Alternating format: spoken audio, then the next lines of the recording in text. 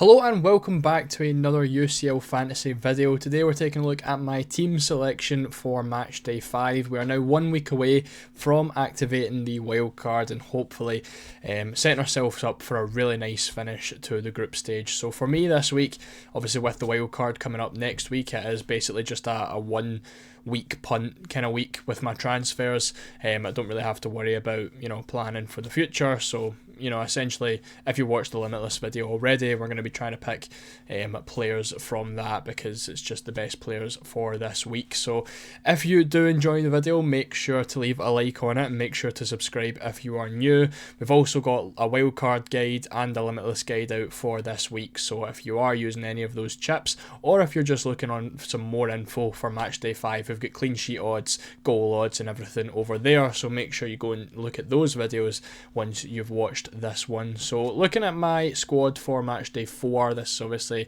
how we got on last week. In terms of rank, I've moved up about 5,000 places, so I'm quite happy with that. I've kind of managed to stay in the same spot and rise a little bit. A lot of my players were pretty disappointing. You can see with the bench at least, especially 0, 0 and 0. A lot of disappointments on the bench. And in the starting 11, they weren't too great either. A lot of 2-pointers and 3-pointers. So we were carried by really 4 players, being Lewandowski with the 10-pointer from captaincy, ended up on 20. Rafinha getting the 13, Emre Can with 8, and then Nicholas Kuhn picking up a huge 16 points for my 4.5 million enabler. Obviously had him since matchday 1, so it's nice to get a really nice return out of him. Since I've kept him for that long. But yeah, like I said, a lot of disappointments in there. I transferred Rudiger in, and now I'm heavily regretting the transfer. I didn't expect so much injuries from Real Madrid, of course, coming into this game against Liverpool, away from home as well, and was really expecting Real Madrid to keep a clean sheet in the last match, or at least him to do quite well. And I think he actually scored, which is unfortunate because they then get rolled out, and that would have been huge and at least well worth the transfer at that point. But only 3 points from him. Potentially taking him back out with the Liverpool away fixture. I really can see Liverpool battering Real at Anfield due to the amount of injuries in the squad. We've just got more news that Vinicius Jr. is going to be out, so it's really looking like a very frail Real Madrid team. But let's take a look, speaking on injuries, at some of our minutes risks and possible players missing out. So in terms of important players, popular players, these are our main concerns from what I've seen so far. We've obviously got Lamine Yamal. If you haven't seen the news already, he missed out the Barcelona game over the weekend with an ankle injury. And he has been ruled out of, I don't know if I think it's Tuesday's game against Brest. So Yamal's not going to be in the team. A lot of people were actually, contemplating taking him out anyway because he's not been great in the Champions League.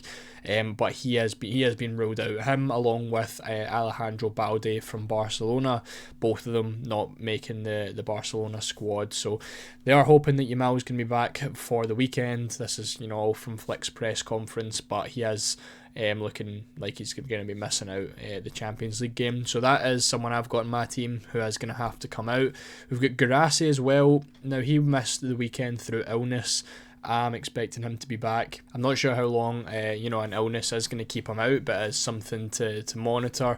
I've not seen any more Dortmund news since then, so there's nothing really that we can look at predicted lineups wise or anything on whether he should play. If you were to ask me right now, I imagine he would make the squad. I can't imagine an illness is going to keep him out of 2 matches, but like I said, something definitely to monitor. Vinicius Jr. rolled out as well. He picked up an injury which is going to keep him out for 3 weeks, so at least matchday 5 and potentially matchday 6 as well, depending on how the recovery goes for him. For Blažević, he also missed out Salzburg's most recent game. He's been absolutely terrible. I think most of us, if you have kind of been following what the guides and everything, Blažević was one of the goalkeepers we went with off the start. and he has been, very, very bad. I don't actually think he's got more than like 5 total points in the first 4 game weeks, and he's now picked up an injury which is going to keep him out for a couple weeks. According to FUTMob, it's mid-December, so that could also be match day 6. Thankfully, we're wildcarding and he's coming straight out of the team because he's been absolutely horrendous, but he looks like he's going to be missing out this week. As well, Militao picked up a really bad injury in Real Madrid's game, and I believe it's an ACL injury, which should keep him out for the rest of the season at least, and a very long term out for a couple of months. And then Frimpong also picked up an injury in the first half of Leverkusen's game over the weekend. However, he was pictured in training today, so he may be available for that game. So if you do own Frimpong, don't be rushing to take him out. There was a few doubts over whether he'd make it, but I think the fact that he's training today means he should be okay. So with all that being said, these are the transfers that I'm looking to do. I'm looking to get Rudiger back out, again, purely because he's one of the players with the worst fixtures in my squad with Liverpool away from home, and I don't really want to pick a Real Madrid defender when I think Liverpool are going to score a couple of goals in that game. So I don't think he's going to do too great. Again, I don't want to lock that in because the same with Koundé, someone I do really like in defence, but I don't want to lock in that transfer because I'm not 100% sure on Koundé. As always, I will post my team just before the deadline on my Twitter account, so make sure you go and follow that. The link is in the description for that one. But yeah, team will get posted on there. For now, this is the transfer these are the transfers that I'm looking to do. Yamal's obviously coming out for that injury, and Wirtz is my number 1 pick to bring in for him. That is 100% happening. As a 1 week punt, if you've been watching the wildcard videos, Leverkusen don't have great fixtures over the next few, but for this week, considering I'm wildcarding next week, I'm more than happy to bring in Wirtz against Salzburg at home. The only one I don't want to lock in yet is going to be Rudiger to Koundé, because obviously with Blažević in the team, he's probably going to be staying. I have kind of mentioned it in videos before that I don't think goalkeeper transfers are worth it because their limit is like 6-7 points. So do you really want to make a valuable transfer for a goalkeeper where you really need a clean sheet? And if they don't keep it, then it's a waste of a transfer. So for me, I'm happy with Blažević getting 0 points rather than wasting a transfer or taking a -4 just to get another random goalkeeper in. I'm still considering a lot of defenders for for replacement for Rudiger. Koundé's obviously on my mind right now. I also really like the look of Mittelstadt, and I really like the look of Bellanova, 2 players that I would love to have this weekend, but I don't want to be taking, a lot of hits to get those in. Plus, my defence isn't looking too bad. So, speaking of the defence, let's take a look at it for now. And it's looking something like this. So, as I mentioned, Vardiol still with a really nice fixture against Feyenoord, one of my favourite picks in defence. Same with Grimaldo, and it leaves 3 other players in there. This Koundé obviously would be Rudiger or whatever defender I'm looking to transfer in. More than happy with Gutierrez. He didn't do well in the last match after picking up a 16-pointer in match day 3. He ended up getting 0 in match day 4, which was unfortunate, but I'm willing to keep him again. There's no point in taking him out with a game against Sturm Graz away from home, so hoping that he can relive that match day 3 and get another double digit pointer.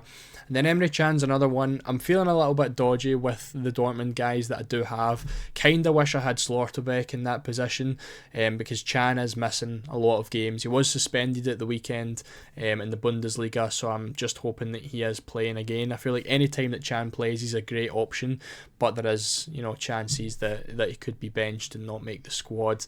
And obviously Dortmund's been a big part of my chip strategy as well, so in hindsight, kind of wish I went back on 3 guaranteed to play Dortmund players. Can was a really nice pick though, and he has obviously scored and done well in previous match days, so it is just fingers crossed at the moment that he is going to play. For the goalkeepers, as I mentioned, Blažević is just going to stay there. I'm not expecting De Gregorio to do anything either because this goalkeeper pairing has been nothing but hell since match day 1. I just cannot wait to get rid of them in match day 6 on my wild card. But I'm just going to keep De Gregorio. At the end of the day, Blažević is probably only going to get a 2-pointer anyway. De Gregorio, I don't expect too much more than 2 either. So I'm just going to keep Blažević where he is and not make the transfer and just keep De Gregorio and see what he gets. In midfield, as I mentioned, we have Lamine Yamal coming out for Florian Wirtz, who I think is one of the best one matchday players for matchday 5, along with Rafinha, who we've obviously had for a few weeks now. We've also got Kun, again, fantastic 4.5 million enabler, probably the best enabler in the game.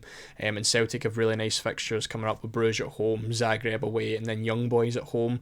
Probably going to keep him on my wild card when it comes to match day 6, but we will see what kind of players that we want to go for by that time coming round. And then again, as I mentioned already, with the minutes risk, Dortmund players, Gross missed out in the weekend, was on the bench, came on about the 70th minute. He has been playing right back for Dortmund while Ryerson's been out injured, and then Ryerson came back into the team over the weekend, so I'm not sure if Gross is going to fit back into midfield. It is another one where I'm going to be keeping an eye on predicted lineups and Dortmund news to see what it's looking like for him, because Gross is probably the most minutes risk player I've got in the team at the moment, and he's probably the only one that I would take a -4 on, because there's so many good midfielders that you can get. I've got 2 million budget, you can see it down the bottom, so it would allow me about an 8.5 million midfielder. I can get the likes of, Adamola Lookman, Pulisic as well is a really nice one that I could consider. So if Gross isn't going to be in the predicted lineups, then I could potentially take a -4 there and move them on. Gittins I think should be okay. I haven't seen any more news on Adeyemi, so I think he should be playing against Zagreb, and again a really nice budget enabler. And up top, we're sticking with the 3 big boys in Haaland, Kane and Lewandowski. They are still the 3 highest with chances to score. Kane's on fire at the moment, and even with the home fixture against PSG, I feel like there's no world where I would want to take Kane out for a -4, because he's more than capable of doing well. He's got that quality where even if it was a game against Real Madrid, I would probably still be keeping him, or Liverpool, who are obviously a much better defence. For Haaland, I'm willing to give him another shot, because again, I'm not going to take him out for a -4. He's very capable of getting multiple goals against Feyenoord, and again another home fixture. Lewandowski for me is the best striker you can get for this week as well, on again top fire form, and with the home fixture against Brest as well, which is nice. So our 3 strikers all have home fixtures, and hopefully it pays off this week, because I don't think we've had a week so far where all 3 of them have returned. I've missed out on the likes of Vinicius Jr. picking up a hat-trick. Guirassi's done really well in a few weeks, and I've had weeks where Haaland hasn't done anything. I don't think Kane done anything last week either. I can't actually remember how he got on. But yeah, so hopefully all 3 of them with their home fixtures, very capable of doing well, can go on and do something. So again, like I said, when it comes to these transfers, the defender one is the only one that I'm still contemplating, whether it is going to be Koundé, Mittelstadt or Bellanova. And midfield, Wirtz is definitely going to be the one coming in. And then a potential -4 for Gross, depending on how predicted lineups are looking. So in terms of dates, obviously if you've watched the wildcard and Limitless guides, we have had a very, a first day heavy team. I think the Limitless video had 12 day 1 players with only 3 day 2 players, and then the wildcard I think had 10 day 1 players and 5 day 2 players. Because of our Dortmund, our heavy Dortmund team, the triple Dortmund, we have Lewandowski, Haaland, Kane, Rafinha, Wirtz, Koundé, potentially, Grimaldo, Vardiol, and then Blasvich, but we can't really count him. So we've got 8 players playing on Tuesday, which leaves me with 7 playing on Wednesday. So split down the middle again, which I'm more than happy with. Another reason why Koundé could be a nice little option, because he plays on Tuesday, and I do kind of want to make sure I'm bringing in Tuesday players, because I don't want to have more players playing on Wednesday than I do on Tuesday. But that is the team. Let me know what you think of the transfers down in the comments, and let me know as well, who do you prefer out of Koundé, Bellanova and Mittelstadt, because it is a big thing for me this week, so I'm really liking the look of all 3 of them. If you enjoyed the video, make sure to leave a like. Good luck for match day 5. Make sure to subscribe if you are new, and I'll see you all in the next one.